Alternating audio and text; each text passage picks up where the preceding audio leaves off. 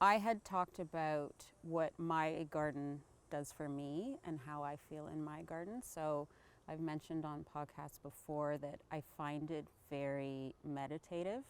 I find it a really good way to absolutely disconnect from the freneticism of my daily existence. So, our audience knows I've got 4 kids. I have 4 kids who are noisy, and it's just constant noise, a barrage of noise all the time. And I find that gardening, even if the children are present, even if they're helping me, even if they're out there with me, still making their noise, I find being in the garden and focusing on these very simple, repetitive tasks,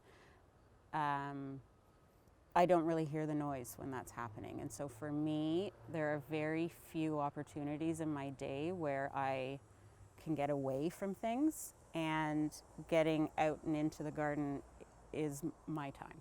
I think something that's coming up for me there as you're speaking is also about the spirituality that comes out of the garden. Yeah. In terms of having a different sense for life itself.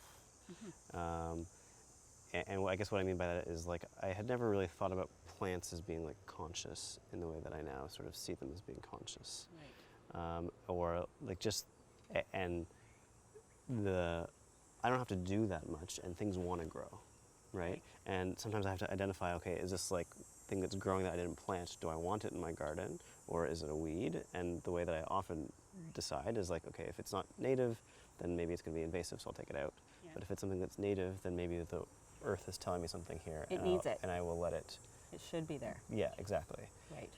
And so realizing that there is this other presence here that is having a sense of what should happen. You have a dialogue happening exactly. between you and your garden, Right. and you and what you're planting. But then it gives me a sense that there's something like bigger out there that I haven't really understood before.